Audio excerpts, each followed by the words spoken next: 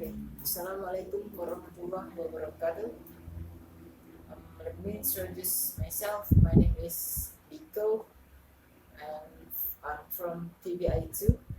Okay, I want to answer the questions. Okay, the first question is please mention and explain briefly the components of communication process.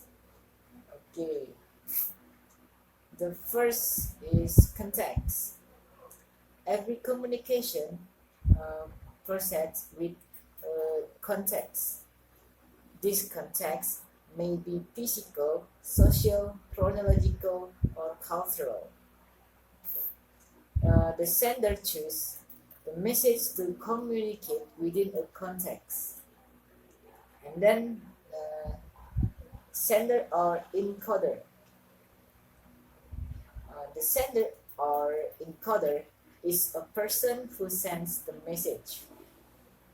A sender makes use of symbols to convey the message and produce the required response.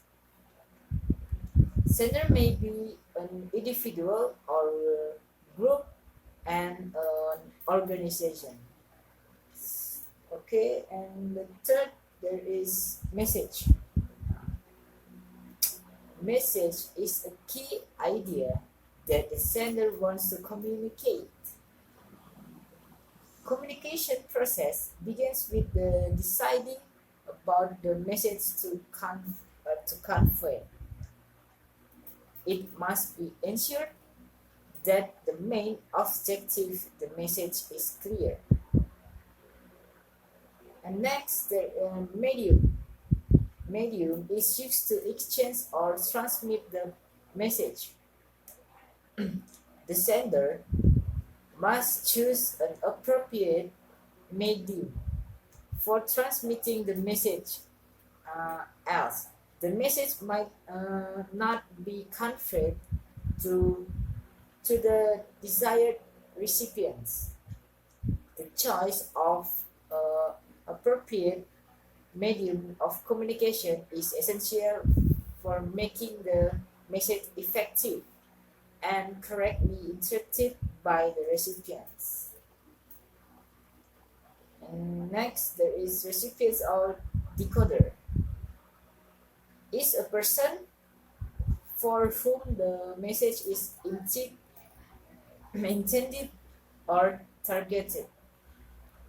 The degree which message the decoder can understand is dependent upon various factors such as knowledge of recipients, the responsiveness to the message, and the reliance of encoder or decoder. Next, last is feedback. Is the main component of communication process as it permits the sender or analyze the efficiency of the message. It helps the sender in confirming the correct interpretation of message by decoder. Okay, number 2. The question is, why do humans need language? Okay.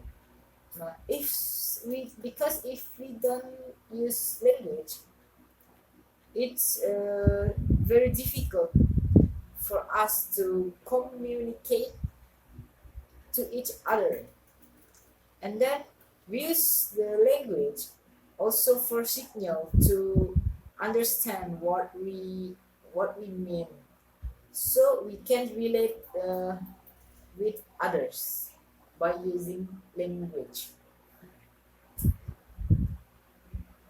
And the third, please give your opinion about periods, Dutch periods, Japanese periods, and independence period of English teaching in Indonesia. Which one is do you think the best English teaching period?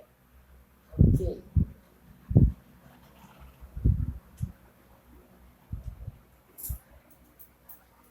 Independence period is the best English teaching because English textbooks began to appear. English Indonesian dictionaries were gradually available, which can help their skills. Oi.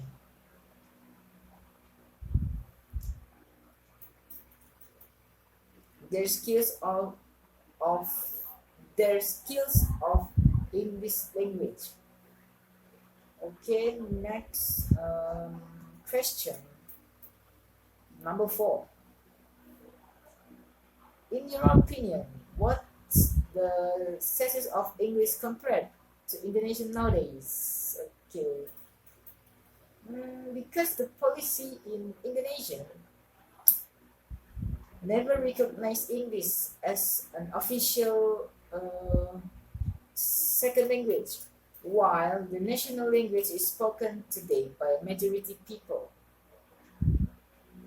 And the last question, number 5, please explain briefly about the functions of English in Indonesia. Okay. Function of English Indonesia, it is very useful. It's very useful and important. For example, for news, uh, communication internal, media and educational and others. Okay, I think that's all for me. Thank you for watching. Assalamualaikum warahmatullahi wabarakatuh.